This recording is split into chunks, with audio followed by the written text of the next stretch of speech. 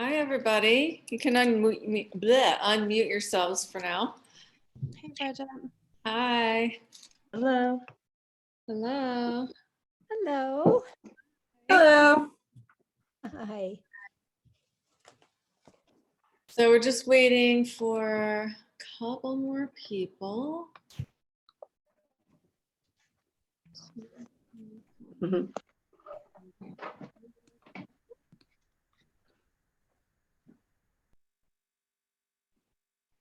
How's everyone doing? Enjoying this Okay. It's Yeah. pretty outside? Hi.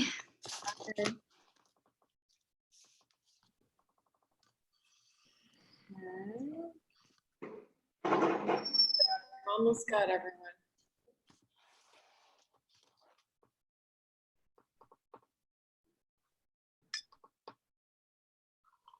I'm trying to think who we're missing here. Just check and make sure no one's having trouble getting on.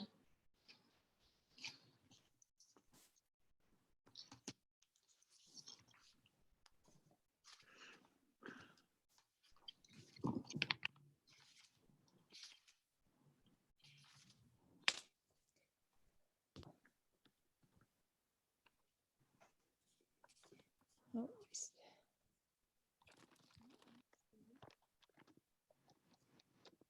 I see my sister's not on. I can. She's just clicking in now. We're just missing one person. Okay. Good.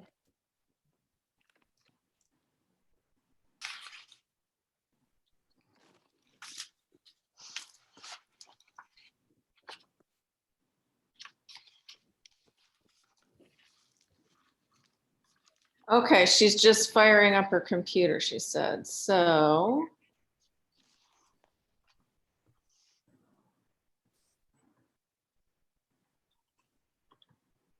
All right, so welcome everyone to Reiki I.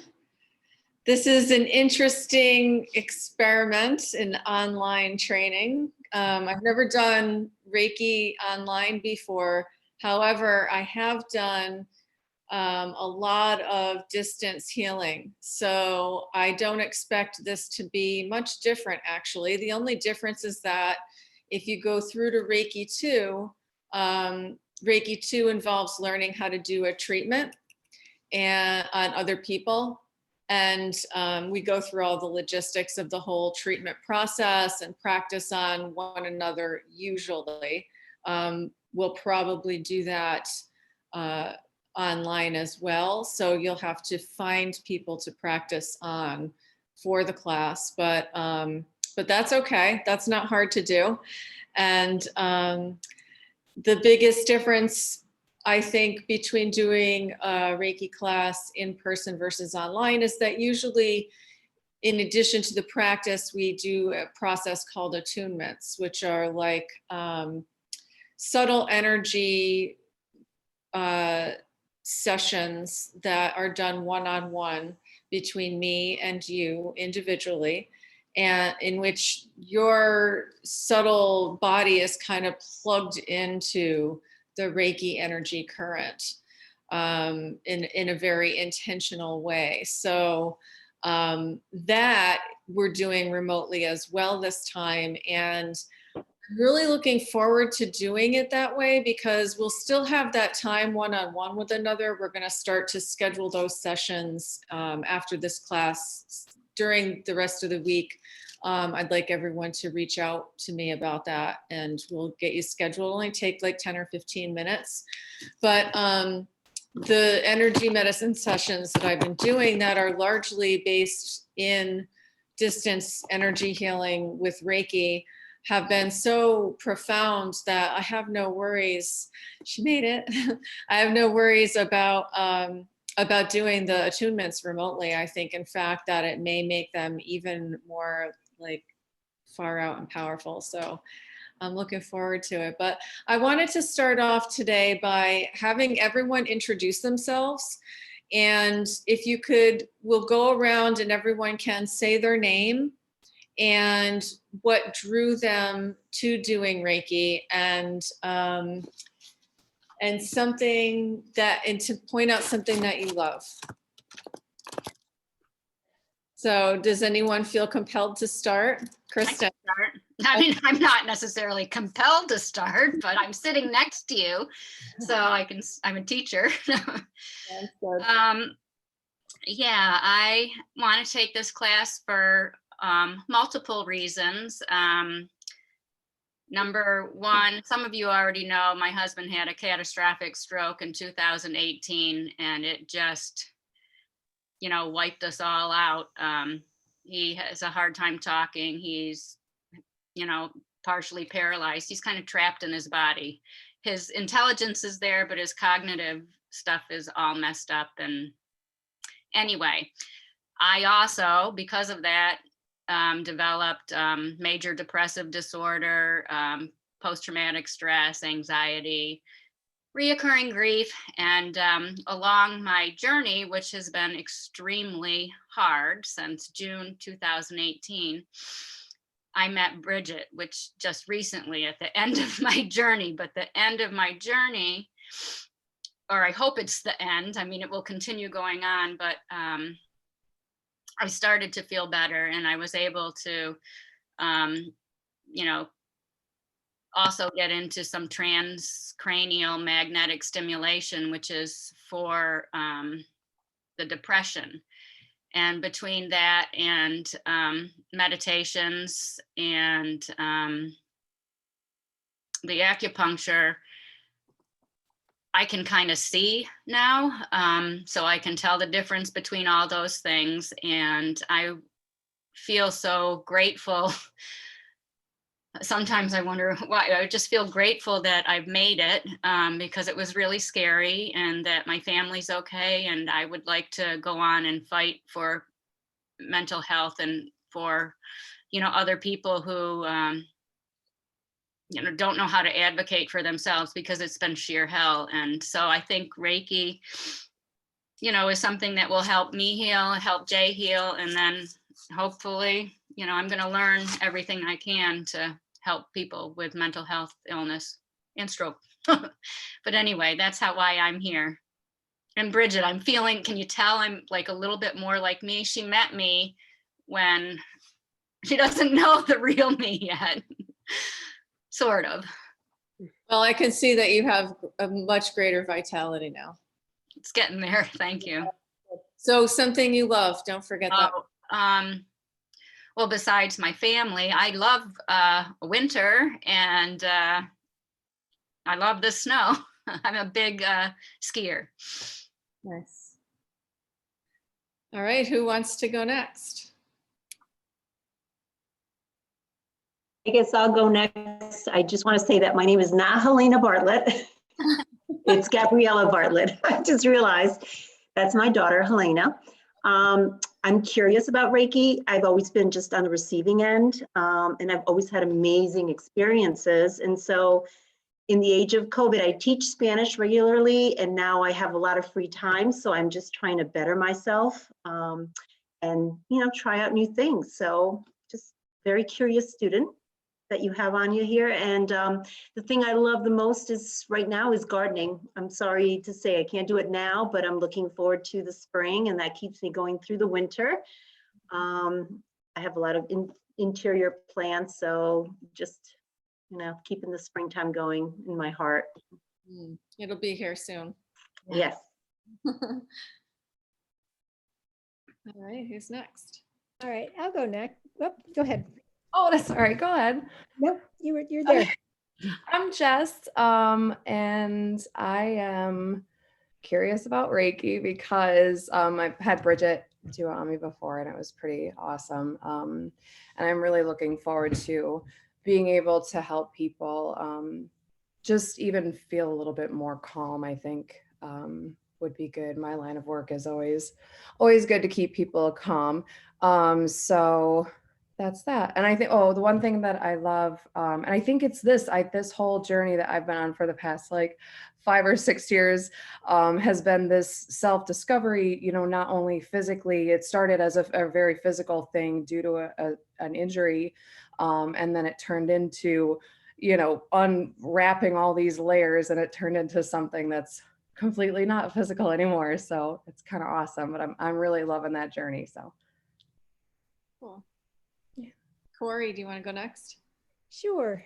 Corey Ward, and I live in Saratoga. And I'm really curious about Reiki. Bridget, I've never had you do it on me, but I had a friend do it on me, and I was blown away and amazed by it.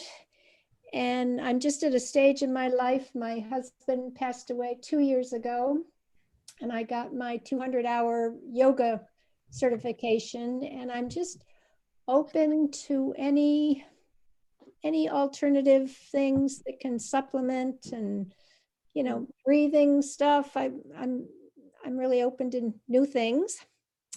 And I guess what I really love is being outdoors in the woods and nature a lot. Sounds good. All right, who's next? I'll go next. Okay, Amy. I'm Amy, and I'm Corey's sister, and she was my inspiration in getting me into this class. We thought it'd be very fun to do it together or something share, because I live in Rochester, so we don't get in with this COVID, we don't get to do enough together. So this would be a fun way to connect in a different way. So that's what I love. I love my family. I am a massage therapist, so I really hope to incorporate some of this Reiki practice into my sessions. Oh, yes, I'm sure you will. And I'm looking into, I started the application for CEUs. Oh, yeah? Yeah, so Oh, aren't you nice? Thank you. yeah, you're welcome. We'll see what happens. Because I know it's a project. Great. Too bad. I think I've gone through most of it. Looks okay so far. It's just a matter of waiting for them to get back. Oh, nice. Oh, that would be helpful. That'd be huge. Yeah. Let you know. Appreciate that. Kristen. Hi everyone. I have my MSW, and I am a yoga teacher with some advanced training in yoga therapeutics and mindfulness and self-compassion teacher. And I'm currently working as a parent educator and coach, helping parents to just kind of build stronger families and build stronger relationships with their kids. And I've been on this path that is that's kind of been learning to turn outward more and learning to turn inward more, and learning about how those two play with one another. And so I'm interested in Reiki for myself, and some self-healing. Just was diagnosed recently with Crohn's disease, so I'm learning about living with a chronic illness and what that means for me.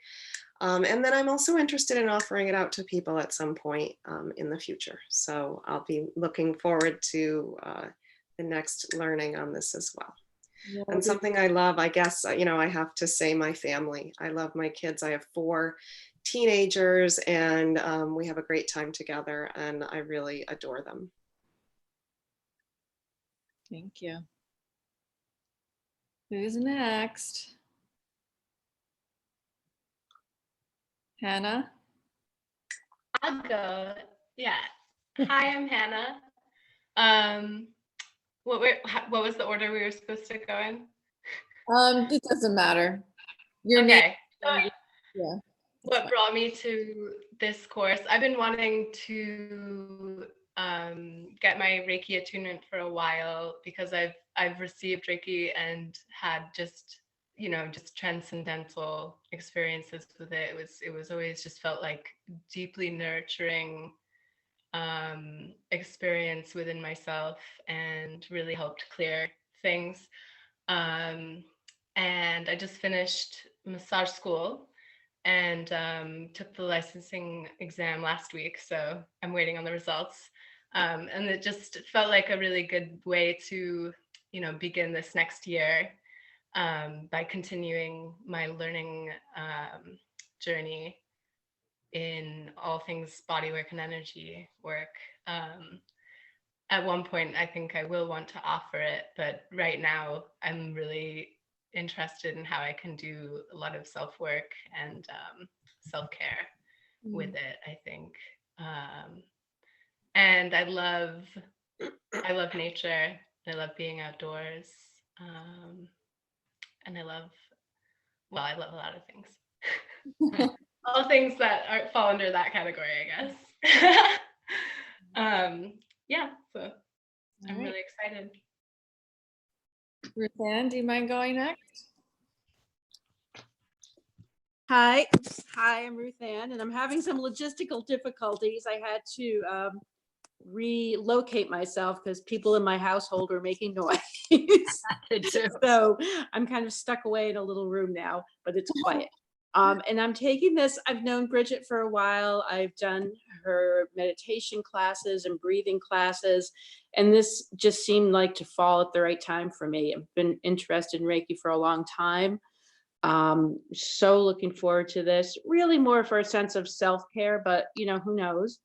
And I guess like a lot of us, I love nature. I love the snow that's falling right now. I was just out in the woods with the dog before this started. It's so pretty and so quiet. So I did get to enjoy that today. Nice. And Kate. Hi. Right. Sorry, the dogs are barking a lot, so Okay. I was on mute, but I think I'm good now. So I have wanted to do this for a long time. I just never really got around to it. Up until about a year ago, I was private practice attorney, but now I have a state job, which allows me a little more time to explore other interests. So that's good. I get to work on the stuff that I wanted to do for years now. And I love the dogs, even though they're being really, really loud right now. All right, well, it's good to see you. So, I'm Bridget, and I have pretty much, you probably all know, acupuncture practice in Saratoga. But the reason I got into acupuncture is because of Reiki. So my Reiki journey began back in 1992 when I was working at Kay's Jewelry Boutique in the Down Street Market on Broadway. And one of the gals who was working there used to get migraines. And another gal that worked there was like, oh, just come here for a sec. Let me just do this on your head. And she put her hands just around the girl's head. She didn't even touch her. And in 5 minutes, her headache was gone. And she had migraines, chronic migraines. It wasn't just a headache. So I was like stunned and fascinated and stupefied. And I thought it was the most amazing, or must be the most amazing thing on the planet. So I, of course, talked to Melanie about what she was doing and what it was. And in a very short time, I was enrolled in trainings myself. And my teacher was Ben Schwecke, and he was in Glens Falls at that time. And he studied with the gentleman who wrote the manual that you guys got.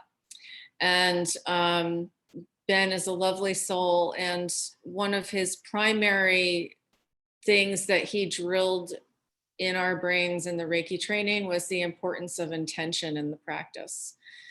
And so we'll talk a lot about that, because I find that, at the time I was, I don't know, like 19 years old. And I was like, oh, what's this intention stuff? I just want to do this mystical energy work. You know what I mean? But you obviously know the importance of intention.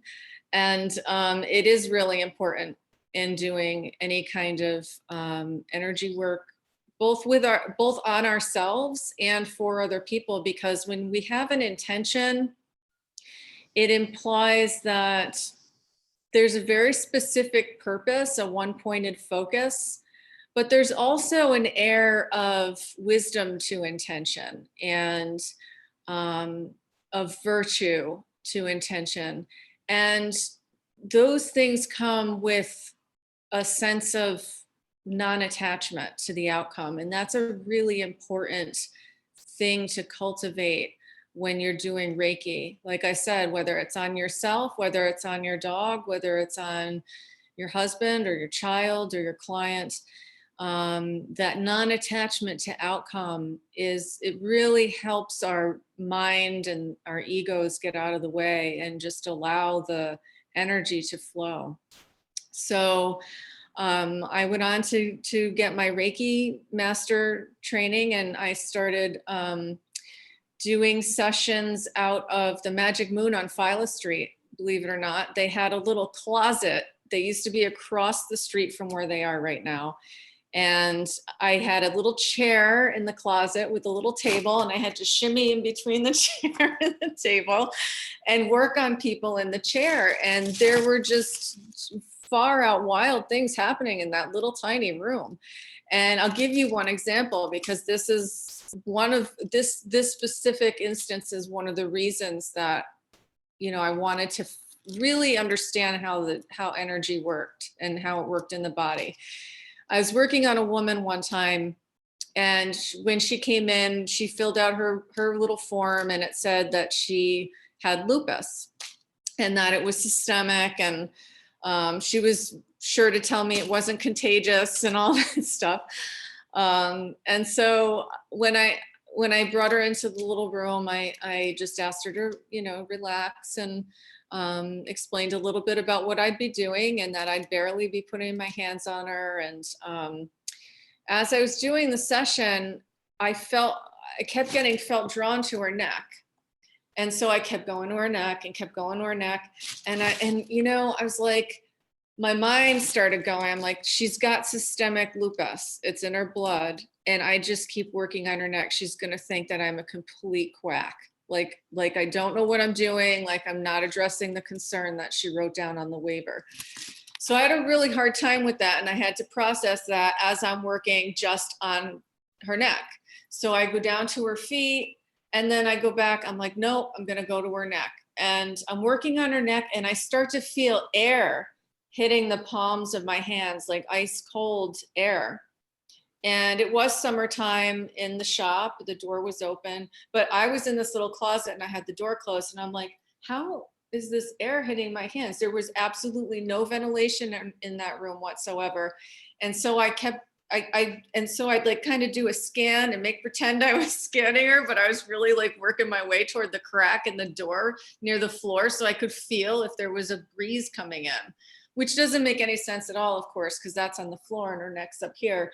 But I just couldn't believe that I was feeling this air blow into my hands. So then finally I was like, all right, I go back to her neck, and within seconds, crack. If you've ever had a tendon pop, or you've heard a baseball bat hitting a ball, like that crack, it was so loud. I jumped and she jumped out of the chair, and she's like, oh my God, I think that just cured my whiplash. And she was completely freaked out. I had no idea she had whiplash. Apparently she had been to the chiropractor for 6 months on more than a weekly basis. I mean, that's how bad it was. She was in constant pain and discomfort. And I didn't even touch her neck. I felt the cold air come out. It cracked. She said that it was completely gone. She could not feel it, like it was never even there. And so that's just one of many examples I could give as to why I was so fascinated with Reiki. And so I figured if I went to acupuncture school, I'd find all the answers to how chi worked, or ki, and how to manipulate it more intentionally. Because with Reiki, you use intention, but you also use intuition. And so that's the nice thing, Hannah, about having just come out of school, having just gotten through your boards and all that memorization and everything, is that now you can move into a space this next 4 weeks where you are mostly using your intuition and your intention. And that's it. You don't have to try and figure anything out. You don't have to know anything except what you're feeling in your hands and in your body. And that's it. And so that's one of the beautiful things about Reiki. And being a very analytical person on one hand, it was one of the things that made it very hard for me to completely just give into it, because so much of it is inexplicable. And so having come through you know, many years and hours of yoga training and meditation and other energy medicine trainings and acupuncture, I still cannot tell you how everything works with energy, because it's a constant practice of refining oneself and becoming more self-aware and having one's perception be very clear. And so that's why Reiki I is the very first level. It's on self-healing. I know for me, at least, when I first was learning Reiki, I just wanted to be able to go out and do it on whoever. And because I was just so enamored by the whole thing. And I wanted to share it with others. And it was like magic to me, and it still is. But there's a real importance to working on oneself and being able to really cultivate the energy within oneself and one's awareness of it, and feel it in your hands, and feel how you sense it, and understand if you're more visual or more auditory, or if you get what kind of cues you get and how they come across to you in your body, what your sense language is for the messages that your subconscious is trying to give you regarding the Reiki practice. And so level 1 is all about that. It's all about focusing just on yourself. Yes, as you're learning the next 4 weeks, you can practice on other beings. That's fine. But the major point of focus is on oneself.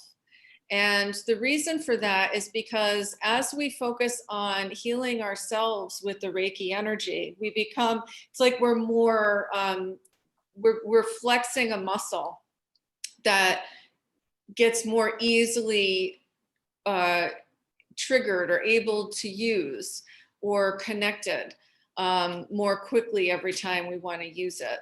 So like when I first started, it might take a few minutes for my hands to warm up, or my hands to feel, for me to be able to feel the energy move. But the more you do it on yourself, the more you can easily click into it, and then it will just start to flow. Like you can be hanging out in your house and somebody can not be feeling well, and you'll start feeling energy coming into your hands. It's like your body will just become like an antenna for the Reiki energy. It will just automatically start to flow sometimes, even when you're not completely conscious of why that might be happening. And I've heard numerous stories of people who've used it in scenarios where there's been like a semi-traumatic injury. Someone's twisted their ankle, or you know, their kid fell and got hurt, or their dog or something, and they've used it on their pet or on their child, and it has helped to lessen the severity of what they would expect that injury to be. So it's a really powerful system, and it's very subtle and very gentle. So what I'd like to do next is to do just a simple meditation. It's called Gassho meditation, and it's a part of the Reiki system. It's a meditation that's a part of the Reiki system. And to do Gassho meditation, you'll want to come into a comfortable seated position, and we'll bring our hands into prayer position in front of the heart. And so you want to actually be touching your sternum, your breastbone, with your thumbs. And relax your shoulders and just close your eyes. And we'll just sit in the Gassho meditation for a couple of minutes to start. And what I'd like for you to do is to begin focusing on where your middle fingerprints are touching.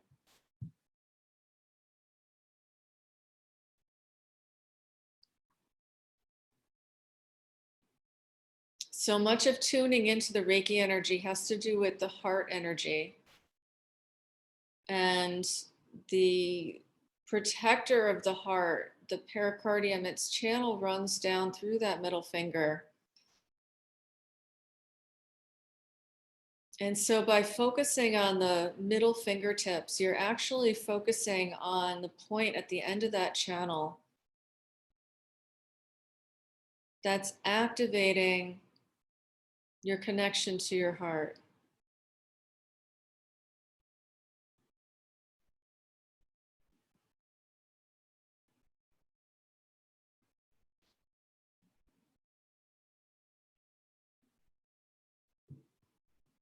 So whenever you breathe, just be mindful of how your fingers feel touching those middle fingers, the very tips up by your fingerprints.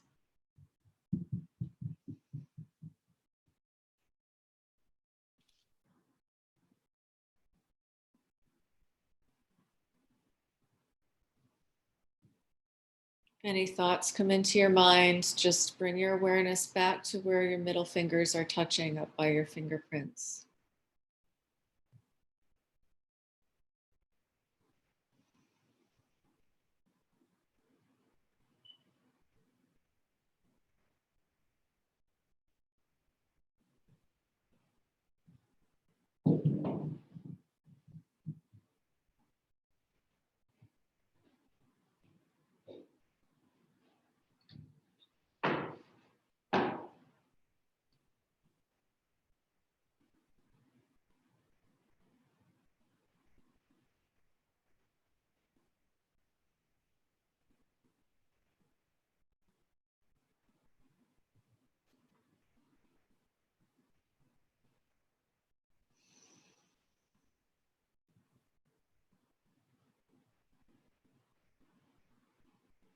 And you can leave your attention here. That's kind of the easiest part to focus on.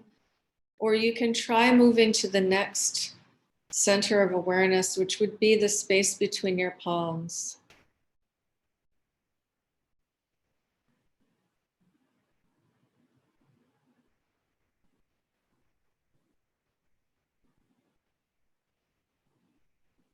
The palm center is a Laogung. It's a very important acupoint for sending and receiving energy.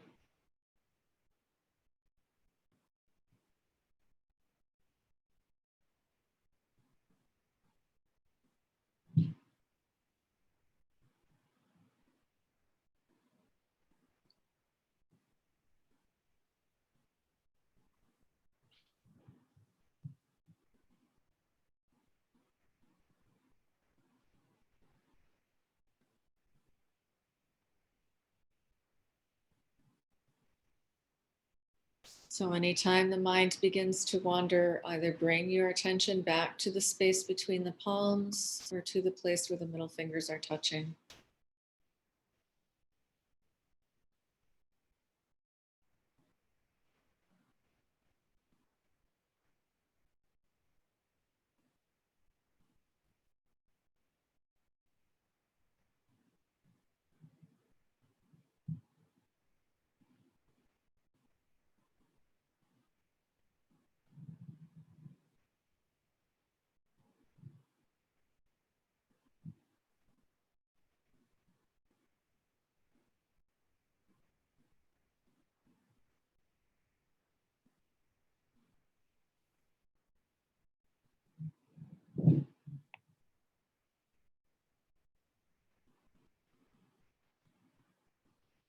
If there are sounds in your house that might be distracting you, one helpful thing that I was told by Lama Lanang is that all of the sounds that you hear are the sounds of the medicine Buddha.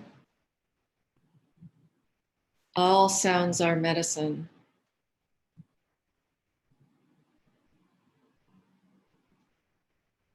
And we're blessed to be able to hear them.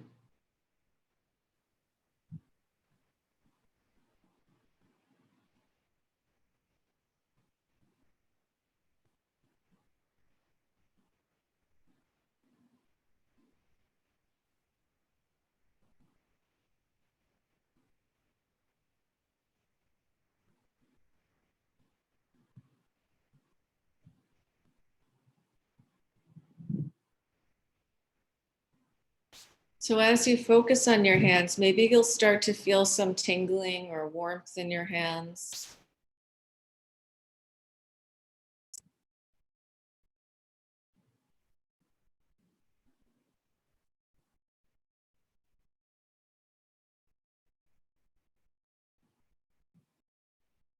You might not, but if you do, just allow yourself to be aware of that as you focus on that place between your palms.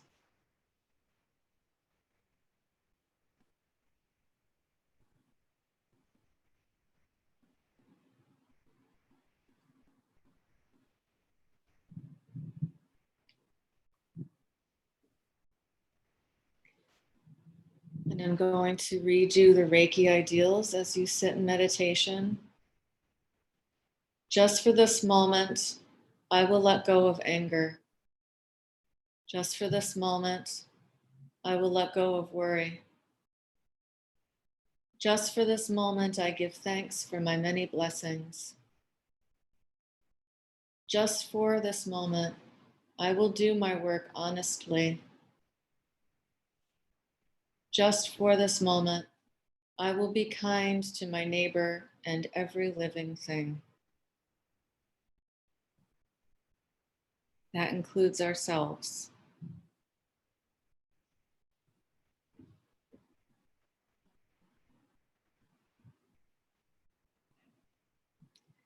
And you can gently start to open your eyes. So Reiki isn't a religion, but it does draw on a very strong foundation of traditional Eastern philosophy and religion. So although you don't have to be a certain religion, and it doesn't matter if you are religious at all, Reiki is for all of us. It works no matter what those beliefs may be. But you'll find that there are some aspects of what we might believe to be religious or spiritual that are in the Reiki trainings. So one of those is meditation, and another is prayer. So before each session, whether it is on somebody else or on yourself, it is encouraged to do the Gassho meditation that you just did, even if you just do it for a moment, to connect and to center yourself, and then to do a prayer that speaks of your intention for the session. So that prayer can just be, I ask that healing occurs, or I ask to be held in the light. Whatever it is, there's an aspect of prayer present, so, because it opens us up when we acknowledge that there's a force that's sort of greater than us in a sense. And that opening helps to open the channels. It helps to open our energy centers, and it helps to make us more receptive. So when we do Reiki treatments, whether we're doing them on ourselves or on other beings, what we're doing is we are establishing a conscious connection with the energy of the vitality that exists all around us. And we are in agreement with the universe, with the energy that is, to channel that energy through our own selves, and in that way be able to facilitate a healing response in the body of whoever we are touching or whoever we are sending energy to, whether it's ourselves or others. So that sense of being a channel in and of itself implies that we are not the individual doing the healing. And that's why it's very important to be mindful of not having an attachment to an outcome of a healing session, whether it's on yourself or on somebody else, because an attachment to that outcome is, once you have that attachment, you immediately start to impart your own energy into the healing. And then, so Reiki itself can't hurt anybody. If you're just purely doing Reiki, it's not going to hurt anyone. But if there's any part of you that is emotionally invested in the outcome of the Reiki process, it's going to mix your own stuff into it. And that can create blockages in your own subtle energy system. And it can create a block from the person that you're working with, because they can sense that, even if you don't say it. So, so what is Reiki? The symbol for Reiki, and I'll show you that. See if I can find a big one. It's a Japanese kanji, and it's the same symbol that, it's the same script that's used in China. So this is what looks more like a classical character. So there are classical characters and there are simplified characters. It's kind of akin to printing and writing in cursive, and only a lot different. So classical characters are much more involved, they're older, and simplified characters are kind of like writing okay instead of okay. And so this top character is Ray. And this part of the character is a pictograph that's representative of clouds. And clouds are in heaven. So this is like heaven. This bottom aspect of the character represents earth, structure, form. So formless, form, and the bridge between the two, which is us. So Ray has many interpretations. It has many translations. It can mean universal. It can mean spiritually guided. It's often translated as universal. But it really, if you take into perspective the whole character, it's heaven, earth, the bridge between heaven and earth. It's us, but it's like divine. It's sacred and mundane. It's all of the wisdom of existence represented right in this character. It's everything. And the inherent intelligence that's contained within heaven, earth, and beings. And that directs the ki. So ki is the Japanese way to say what we say in Chinese medicine as qi, and what we say in yoga and Ayurveda as prana.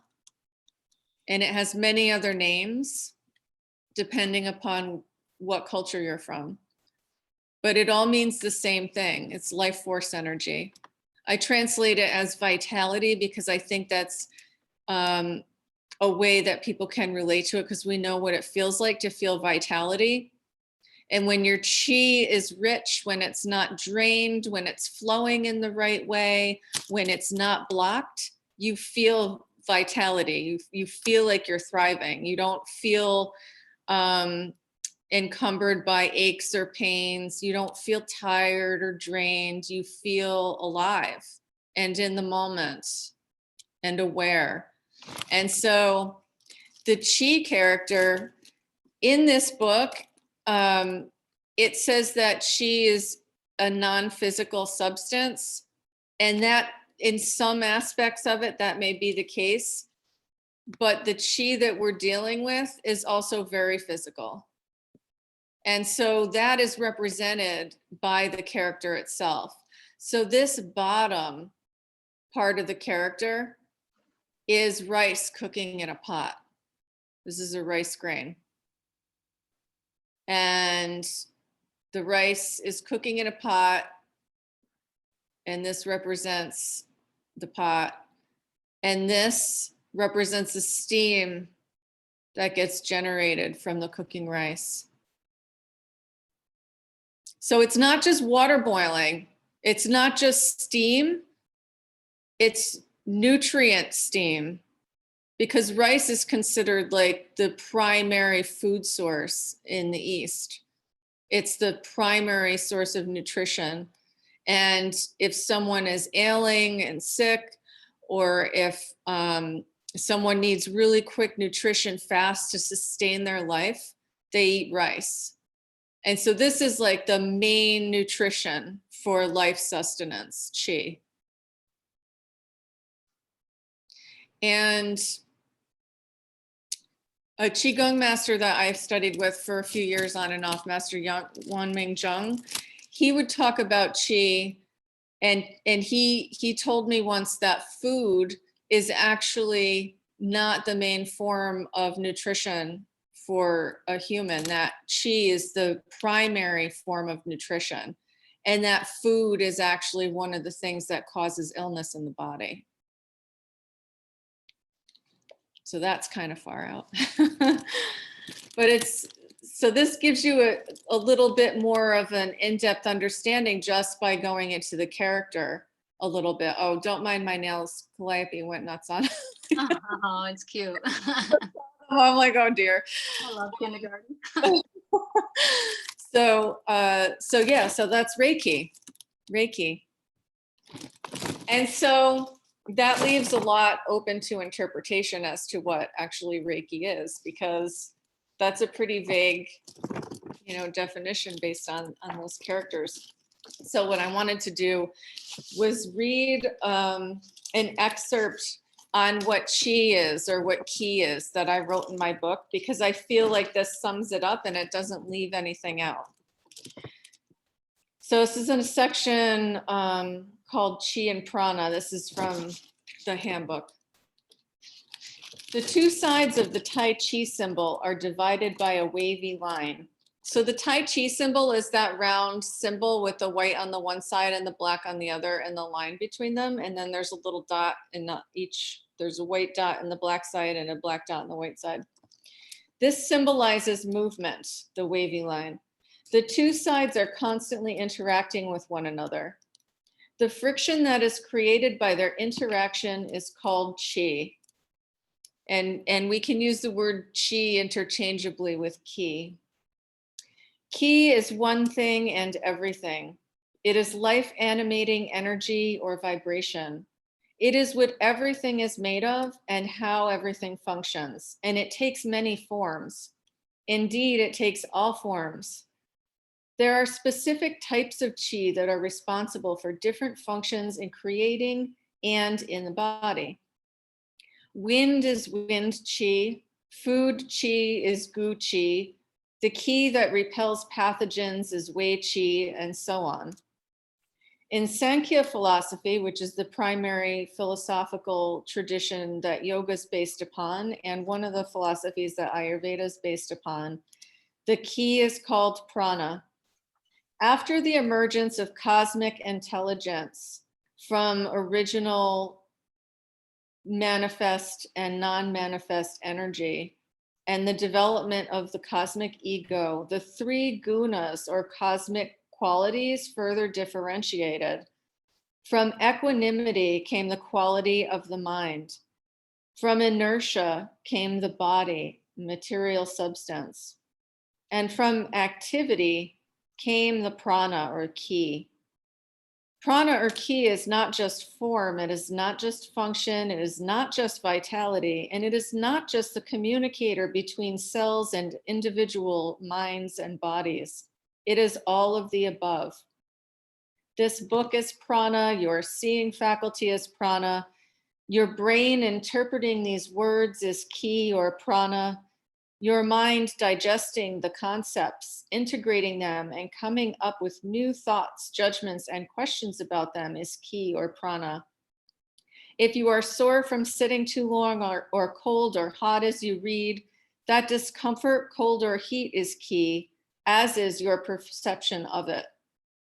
There is an old story about the importance of ki. It goes that 5 of our faculties were having an argument about which one was most important to the body: sight, hearing, speech, mind, or ki. Sight, hearing, speech, and mind left all at one time, and the body suffered each imbalance. It was blind, then deaf, then mute, and then unconscious, but it survived.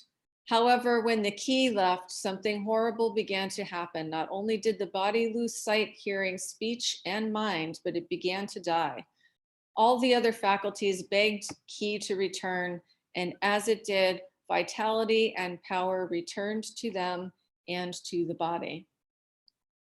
And so there are many types of ki, as that just mentioned. And the type of ki that we are focusing on is the one that animates our body, calms our mind, and heals us. And so that type of ki is a substance that circulates throughout the body, throughout the mind. And while it's circulating well, when it's flowing smoothly, when it's unencumbered, when there's not too much or too little of it in a certain spot, then we are healthy. When the ki is blocked or disturbed or disrupted in some way, we feel that emotionally and mentally, and we can feel that as pain, and that can manifest as disease. So in the Reiki tradition, when they talk about ki, a nice way to visualize it, an easy way, I should say, to visualize it, is that when you're performing Reiki on yourself, what you're doing is, it's like you're kind of clearing out the pipes in your body for the ki to travel through. It's like, if you can imagine those commercials they used to have on TV of a pipe that's clogged, and you pour like Drano or something in it, and then the clog moves out. That's what we're doing when we're doing Reiki. And so part of the attunement process, when you get your individual attunements, that will be a refined clearing of your energy system to allow for the ki in your body and your mind to flow better, so that you can be a better channel. So that when you do Reiki, it's not, your energy is not getting stuck, and you're able to channel it well. Did anybody feel their hands heat up or get tingly in the Gasho meditation? Yeah, mine weren't like super, like I would feel if I were like meditating for a long time. But I felt a little bit of tingling. And when we moved to the palm, I kept wanting to go back to the finger, but I kept trying to get it to go back down to the palm. But it was warm, but that's all. So we use the hands in Reiki. We use the hands on ourselves. We use the hands on other people. Reiki 1 isn't about distance healing. It's not about healing through time and space like the other levels of Reiki focus on. In Reiki 1, we're focused mostly just on healing. So it's not even so much on visualizing, because you can even visualize, you can just intend to send energy in certain parts of your body, which you've probably done in a meditation or in, a body scan in a yoga class or something. But this is just focusing and practicing on using your hands to develop your sensitivity in your hands, and then using your hands on your body. And so there's a lot of information that happens that we need to process when we're doing Reiki, because although it's very simple and it's guided by our intention and our openness and our willingness to be a channel, and the person's willingness to receive, whether that's us or someone else, it's also, as the person that's doing the Reiki session, you're going to be perceiving a lot of things that you're not used to paying attention to. And you're going to be sensing things about yourself or whoever you're working on. And you're going to be feeling things in your hands as well. And the feelings that you can get in your hands they can range from any number of things. Like in that example I told you about, I felt cold air blowing. Well, I didn't know what that was. And I may never know what it is, but I can guess based on my Chinese medicine training that that was wind cold stuck in her between her vertebrae in her neck, and that came out. And when that came out, the vertebrae adjusted and her neck released and the muscles around it released. So that's that's a sensation that you can get, and you're not always going to know what it is. And it's good to observe those sensations, but not get stuck in trying to figure out what they mean, because we're not always going to know. And so, does anybody have any questions up to this point? So I feel like I still haven't adequately defined what Reiki is. And that's something that you'll always be refining for yourself as you do the practice. And you can just do Reiki 1 and you can just practice on yourself. And you'll still be refining it. You'll still be deepening your connection with yourself. And you'll still be deepening your connection with the Reiki energy. So the key that we're focusing on, the chi, the prana, is that it's that energy that's all around us. And it is all around us. One of the other translations for ki, for that character of ki that I described as the rice cooking, is breath. And breath is one of the main ways that ki enters the body. And so the breath is also one of the primary methods that we use to control the flow of ki through the body. And that's an aspect of pranayama practices or breathing practices in whatever tradition that you're in. So when you're doing Reiki, you're not only bringing this vitality, this ki into yourself through breathing, you're also bringing it into yourself through the intention that you are a channel for this energy. And as we go along these next few weeks, you're going to understand more what that means.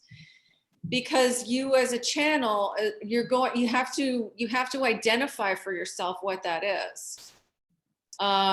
And so, like, for example, the meridians or the pathways in the body that the ki or the chi flows through, the meridians that get manipulated when you have an acupuncture or an acupressure or a shiatsu treatment, those meridians are channels. They're channels for the flow of vitality.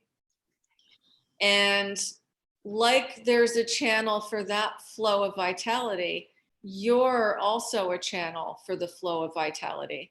It's constantly flowing through your body. It's coming in through your fingertips and your toe tips, and it's going out through them. It's coming in through your energy centers that run along your spine, your major energy centers called chakras and dantians, that are like subtle energetic vortices of light energy that connect with the major nerve plexuses in your body and help to disseminate the chi from outside you into your body, into your organs. And they're also sending energy out. So we have this energetic microhighway throughout the entire body that helps to animate and nourish the organs and the cells with this chi. But we also have an auric field around us. And that auric field is our emanation of energy. So we have heat coming off of us. That goes into the space around our bodies. And depending upon how strong our vitality is, you're going to have a weaker or a stronger electromagnetic auric field around your body. And that auric field might be 2 inches from you, or it might be all the way across the room. And depending upon what you think if you're thinking a specific thought, and depending upon how you feel, your field is going to grow, or it's going to expand, or it's going to condense as needed in response to what you're thinking and feeling. So chi energy, ki, it flows through our bodies. It's readily available in the air around us, but it's like water. We need like a vessel or some way to get it into our house, right? So our chakras, or our energy centers, are one way we pull it in. Our breathing is another way we pull it in. And our thought and emotional energy is one way that once it's pulled into us, that's one way we either contract it or expand it or leak it. There are many different things that can happen with ki. It can move in different ways, and it is definitely subject to our thoughts and emotions. So that's why it's so important for us to focus on self-healing when we're first starting to do this, and cultivating our ability to concentrate for longer amounts of time. Because as you're channeling the energy, just like when you meditate, you're going to get thoughts and you don't want to follow them. So that's part of the reason why meditation is a part of Reiki training, because it is very helpful for the practitioner to be cultivating their ability to concentrate. And later in the training, there are actual symbols that you will learn that direct the energy in very specific ways. So that Reiki, that ki that's out there all the time, we use our intention, and we either visualize the symbol if we're more of a visual person, or we repeat it in our mind or out loud if we're not so visual. And that's called a mantra. And so we use the name of the symbol, or we use the vision of the symbol as a practice point, so that we can just tap into to the sense of what the symbol does and is, and how it feels, how the ki feels when we use that symbol, so that eventually we don't need to think it or draw it in the air out in front of us or say it. So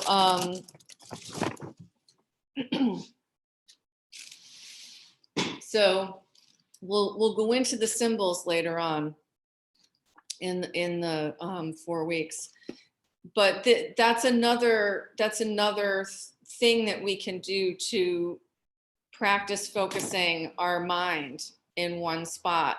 And so the ki energy can be directed in different ways. It can be directed in a protective way. It can be directed in an emotional and mental way. And it can be directed in a way that transcends time and space. So that's really all very interesting, and we'll learn that more down the road. Sorry, my voice is a little hoarse. I don't have the humidifier in this room.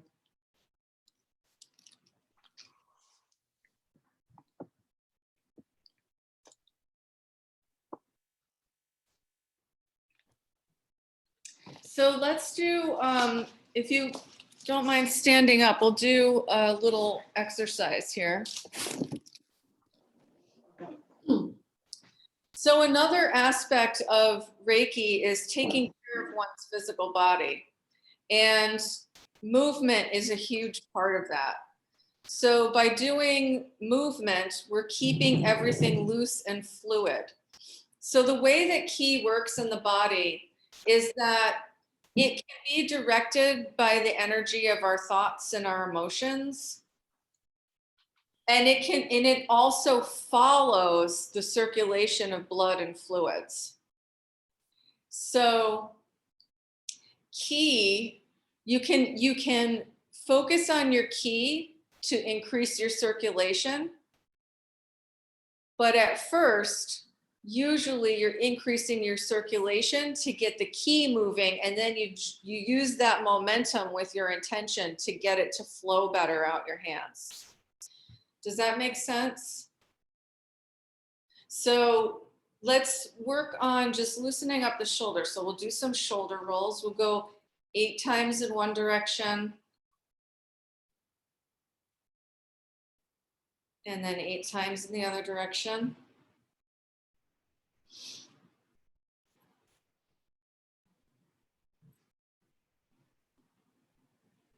And then I like to alternate too. It really helps to open everything up. And then stand with your feet about hip distance apart or a little bit wider. And you want to bend your knees slightly and sink down. So you can really just bounce a little bit and feel your energy just like sinking down through your hips and your legs and into your feet. If you have very little curve in your low back, you want to just slightly stick your butt out. If you have a lot of curve in your low back, you want to tuck your tailbone as you do this. No idea. What's that? I said, I have no idea. I think it's normal. Okay, that's fine. Just tuck your tailbone a tiny bit then. Okay. Yeah, I think you should just tuck. I haven't noticed that you don't have a curve. And so you're just bouncing a little bit. This gets your lymph moving. And then it also helps to sink your energy down into your body because you're using your thigh strength to do this bouncing because your knees are slightly bent. So you're not going up on your toes. Feet are flat on the floor. And tailbone is slightly tucked. And then start to pat the outsides of your legs, your IT bands, all the way down to your ankles. And then come around the inside of your leg and pat up. And then pat around the top of your hips to your low back. Pat back out to the sides and go down. Come around the front of your ankles. Come on back up the inside of the thighs. Go around to the low back. Come out to the sides one more time. Let's pat down. And then come up. And then, bring your hands just to the front of your body underneath your navel. And I've got my hands just kind of crossed like this, down beneath my navel. This is the Hara Center. It's the area of the second chakra of creativity in the body. And just rock back and forth on your feet a little bit and find a really good way to anchor through your feet. So do you feel most comfortable like through your toes or through your heels, through the balls of your feet, through the outside of your foot, inside? Try to find a really good balance of where you feel comfortable and at the same time trying to integrate like the whole sole of your foot except for the arch onto the floor. And then we're going to rub the hands together. And we'll bring the hands out, just let your shoulders relax. And then just let your hands cup a little bit like this. So not totally flat, you want them cupped. And bring your fingers together so they're not apart. Bring your fingers together and your thumbs. And have your hands cupped in front of you, like you're holding a ball. And you can look at the ball, or you can look somewhere at the floor or out toward where the wall meets the floor in the distance. Just soften your gaze.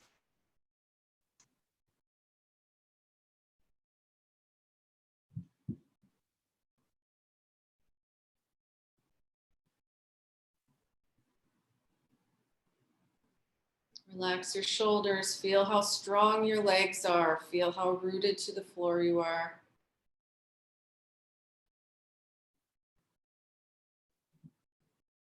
And then slowly, slowly, like a really super slow movement, like a sloth, start to move your hands closer together. You're not going to have your hands touch. But just notice how your hands feel as you move them closer together.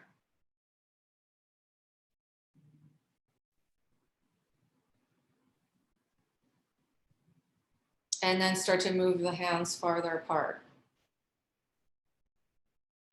Back to where you originally had them.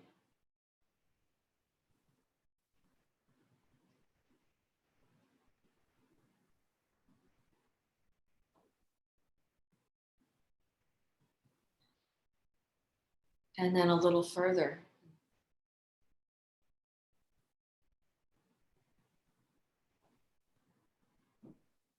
And I want you to imagine that you are now stretching taffy between your hands. And so you're getting your hands closer together. And start to play with where your hands are. So one hand over the other one. And move the taffy toward the ceiling and toward the floor. And then back close together.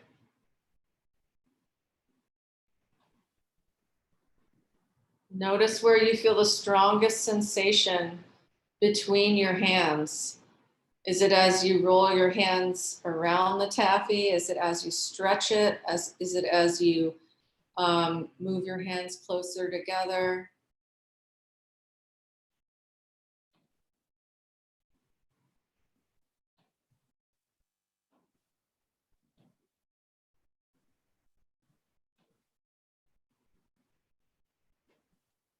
And then bring your hands back to about that original position you had them in. And now start to stretch the fingers and thumbs apart so that you're separating your fingers and thumbs. And notice how that feels. And then pretend there's a ball between your hands and it's getting smaller and smaller. You're moving your hands in closer. And then start to move them back apart.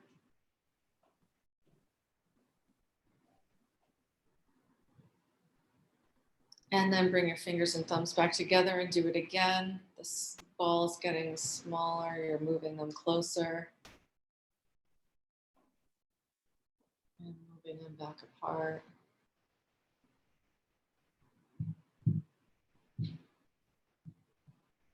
And then let your hands relax in whatever position is the most comfortable for you, whether it's having your fingers and thumbs touching or having them a little bit apart.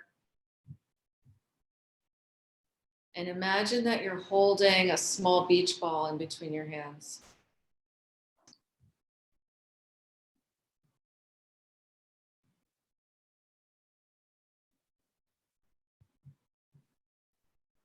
Do a little micro movement where you're just trying to press the outer edges of the ball and see if you can feel any resistance.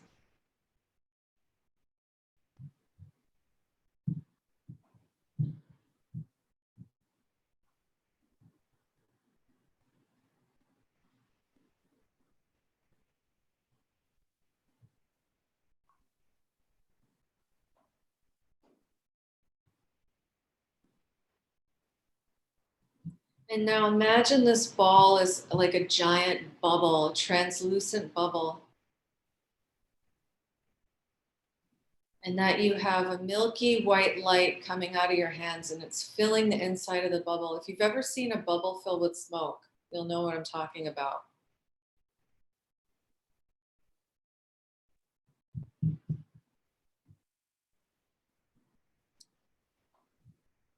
So there's ki coming from your hands and it's filling the bubble with light, with healing light.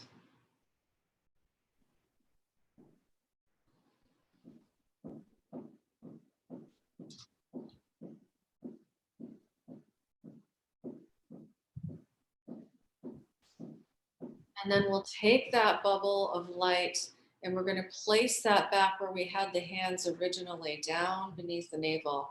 Like we're putting that bubble of light inside the body.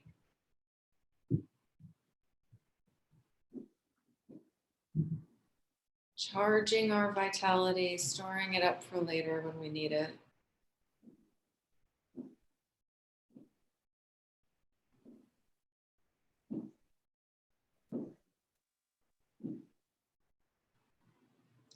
And then you can straighten your legs out, rub your hands back together. And then I'm going to take my glasses off. Now you want to place your warm palms over your eyes. Cup your palms over your eyes.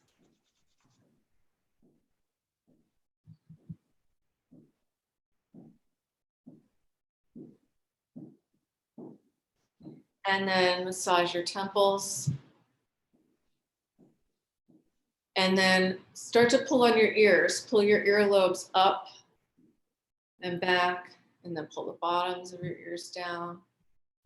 Massage your jaw.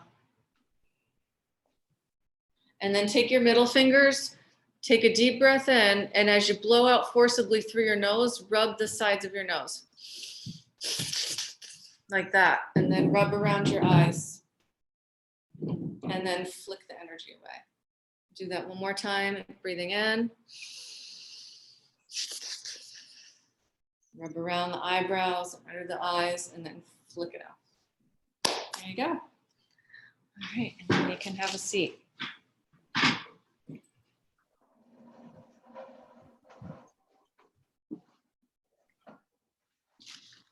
So can anybody describe if they felt any sensations, what they were like?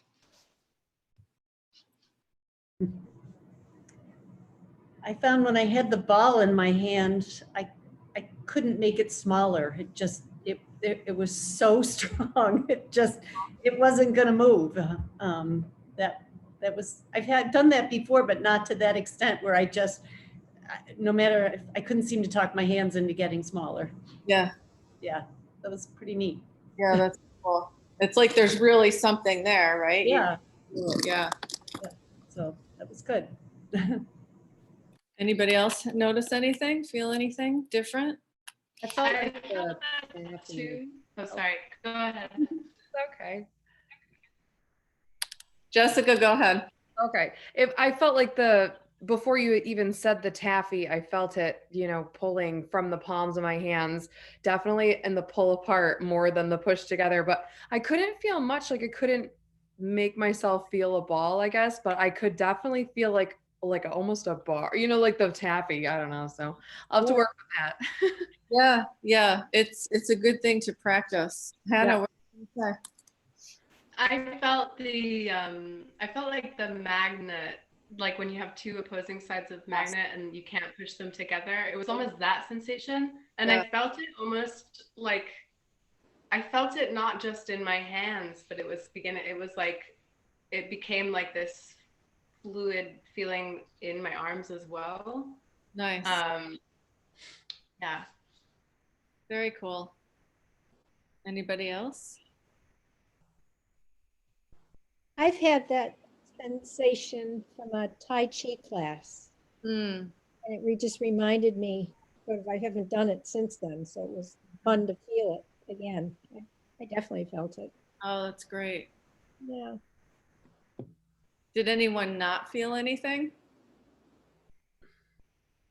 Kristen, what were you going to say? I was I was just going to say in the beginning meditation, visualization is not usually my thing, but it just doesn't come super naturally to me. I have to work a little bit at it. But in that beginning meditation, I had this sense of this kind of white luminescent, almost like a pearl between my palms. And so when we were kind of imagining that force filling the bubble, it felt like it was of that. It was interesting. Very nice. I just felt, I think I felt, some pushback, but it was so light, and then I felt the same like light tingling, but nothing like really hard. Okay. That's okay. I've had people not feel anything at all the first time. And it takes them sometimes a couple of weeks. And sometimes you'll feel it. And sometimes it's like, where did it go? And that tells us about where our energy might be at. Everything is diagnostic, but it's not something to judge necessarily. It's just like, okay, that's the way it is today. But, and And that's the same thing, you know, while you do a session on yourself, you're going to be able to feel different things at different times. And sometimes it's going to be stronger and sometimes it's going to be weaker. But knowing that you have the intention to heal and to have the energy come through you, and to have it intelligently guide itself to where it needs to go in your body without you being involved in directing it, is all you really need. And if you sit with that long enough, whether it's 10 minutes or 20 minutes or an hour, you're going to feel a shift. You're going to feel that luminescent pearl that it's like that becomes you during the session, glowing with light. It really does feel like that sometimes. So I encourage you all to do the Gasho meditation every day this coming week, and to do that exercise where you feel the chi ball or the chi taffy. Work with that so that you get to feel those different sensations, that you're pulling it, that you're pushing it, that it's resisting your hands coming together like those two magnets, or that there's a ball there, it just won't budge. Notice if the energy feels stronger with your hands like this or like that. Notice if you feel guided to do anything with that ball other than store it in your dantian and your lower dantian, which is that area of the body beneath the navel, deep inside the body. That's our primordial storehouse of energy. It's like our inner energy bank. In Qigong practices, that's a place where energy gets stored, where vitality gets stored, so that it's built up so that we have more resilience in our lives. And so that when we do have those moments where we leak our energy or have the crappy thoughts or get sick or whatever it is, that we're more robust and able to handle it. And in some energy medicine practices, so this is what sets Reiki in its own kind of category, is that there are a lot of energy medicine practices where you actually are building the energy up inside you and storing that energy and using that energy sometimes. Like in some shamanistic practices, that energy is it's pulled from the universe, it's pulled from the air around the person and sent in a very specific way, but some of that person's own stored energy might be used as well. And in some other energy medicine practices and some shamanic practices, energy is also pulled into the practitioner's body, and then they have to go purge it somehow. And so Reiki is not like that, because in Reiki, really the intention is to be a channel, to be like a clear glass conduit for this like glittery light energy that just will flow through you and out your hands, so that it's not like you have to, if you're working on yourself, it's an extra way for you to get nourishment of chi to the areas of your body that need it. And the nice thing is that you don't always need to know right where those areas are, because sometimes things will manifest in layers. Like you might have a shoulder pain, but you'll feel like you just need to put your hands on your belly. And so do that, put your hands on your belly, because it might actually be something in your belly that needs to become impinged or unimpinged, so that your shoulder will release. But you don't know that, right? So you can work on your shoulder for 2 weeks, but until you listen to the intuition and your hands go where the ray, where that universal intelligence is sending them, then you know you're not going to see as much of a shift. So so I encourage you this week to play with the chi ball, to do the Gasho meditation, and to do at least one session where you lay down and you just put your hands somewhere and you intend for Reiki energy to flow. So even though you haven't like had the formal attunement yet, you've opened yourself up to this realm of being able to channel this energy. And you don't have to do anything with it. You just have to trust and allow and know that it's safe and that you're safe, and it will just flow.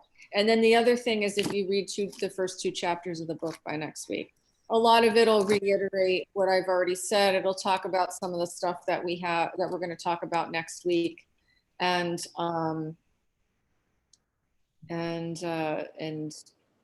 from there, you may have some questions. So if you do have any questions, there's a lot to do actually with this. This is why I don't like to teach it in a weekend. I prefer this weekly format because there's so much to actually do.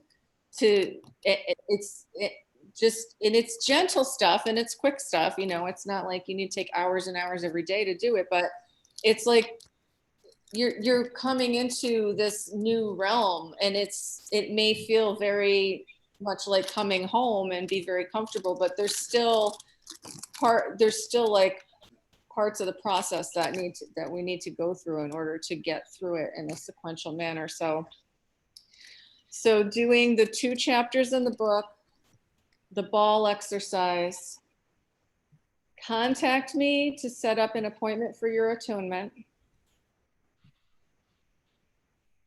and take at least one time where you lay down and you just put your hands somewhere and allow energy to flow. And then the last piece is, I encourage you, if you don't already have one, to get a journal. And you can either integrate this information into the journal you have, or get a new journal that's just for Reiki, and put your experiences in that journal. So there will be times in this next 4 weeks where you'll have some pretty profound experiences working on yourself or having a realization about something. And it's nice to have that journal so you can write that stuff down. It's also nice to have that journal so you can ask me questions throughout the process, because there may be things that you're curious about intellectually about this, but there may also be things that you experience and you want to know what it means or what it is. And if you write it down, you'll remember what it is to ask when we meet again next week. So I'm going to send you all the link, the Zoom link of the recording tomorrow. So you'll get that, and you can download it. I don't leave it in Zoom forever. So I encourage you to download the links each week as you get them. I'll warn you when I'm going to delete them so that you have time to get it if you haven't had a chance to get it. Are there any questions? Am I muted or not? Nope, I can hear you. Oh, good. Okay. So I'm hoping my book, I ordered it just the other day, so hopefully it will come. So you guys all got yours. They come really fast. Okay, good. Yeah. Yep. Any other? Bridget, what's the timeline on the attunement? Does it have to happen before next week's class, or? No, I want to do them over the next 2 weeks. Okay. Yeah, I can be flexible with that. Usually those are done. So traditionally, well, not traditionally, but in this area, the way Reiki is usually taught is that it's done in a weekend. So you get all of Reiki 1 on a Saturday, and you get all of Reiki 2 on a Sunday, and you get Reiki 1's attunement on Saturday and Reiki 2's attunement on Sunday. Some people do 4 attunements. So you'd get, it's a lot of information for your body and for your subtle body and for your mind. And as you'll see, as you go through and you're practicing on yourself and you're taking these classes, I mean, it's just a lot of information. So the attunements are usually done in that Saturday class. And so like an hour of the class or more would be spent just doing the attunements on everyone. And so So this is a little bit different of a format. And it's nice because it allows me to take a break in between, because it's a lot of energy. Even though it's channeling energy, as the person giving the attunement, you're using bandhas or locks like you use in yoga practice, because you're like storing the energy as you're doing the attunement, and then you have to release it. And if you went on to do like Reiki master training, that's part of what you learn how to do. But to do all of that in one day, it's an awful lot. It's an awful lot to receive. I remember I was wiped out, after that weekend when I took it. And really, there's no way to practice that much. There's no way to really bounce it off anybody. I mean, I knew my teacher and I took other courses with him and stuff, so I was able to, and I had a lot of friends doing it. But it's nice to be able to do it this way. So I want it would be nice if we had all the attunements done by the 3rd class, but I can just organize the way we teach, the way that we do the classes based on when everyone's attunement is done. I'd like to have it done by the 3rd, but definitely by the 4th. Oh, and one last question. I thought I read somewhere, maybe through your email, to better prepare to not drink caffeine, or is there anything that betters the experience? And that's in the Reiki book as well. That's in Appendix C. Mm-hmm. So it says things like, if you smoke, don't smoke too much. Don't drink caffeine. So really, it's the same as any other like spiritual practice. It's that you want to be getting your mind and your body prepared for more of a subtle energetic shift, and any kind of like subtle energy work that you have done, whether it's you're going to John of God or you're doing an initiation in a Buddhist practice, whatever it is, usually there's some period of like purification prior to that. So if before your attunement you can be more on a vegetarian diet for a few days, that's great, because it lightens your energy. And it doesn't take as much energy for your body to digest cooked vegetables and whole fruits as it does like a steak. And so you want the energy of meat is tamasic, or it's more heavy. And so we want to try and do things that are going to be more clarifying and light, so that we're able to perceive more during the attunement and after it, because the attunement process is going to, it's a healing process. It's like an accelerated kind of subtle body healing. So usually what's recommended is a vegetarian diet 3 days prior, no alcohol, no refined sugar, and no caffeine. Of course, we're all human, so do the best you can. It's not going to negate anything. You're still going to get the attunement. It's just that your availability and your perception of it are going to be a little different if you do those things. Thank you. Anyone else? Out of curiosity, how would it be with like prescription medications? I would say to continue those. Okay. Yeah. Especially if it's something you've been taking, because your body's used to it and you're used to it, and you don't want to, something like that, if you change it dramatically, I mean, it's first of all not recommended, and then in general without your doctor's consent, but secondly, it's that in and of itself is going to be kind of like a whole thing that sets your body into a detox. And the attunement process can also stimulate a little bit of a detox.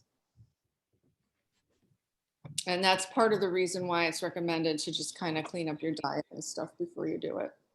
But you don't want to do anything too drastic. Like, I don't want you to have a caffeine withdrawal migraine when you have your attunement. That's not beneficial.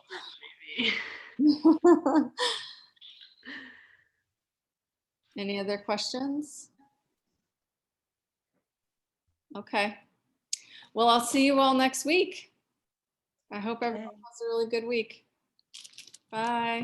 Thank you, Bridget. Everyone. Thank you. Bye. Bye-bye. Bye.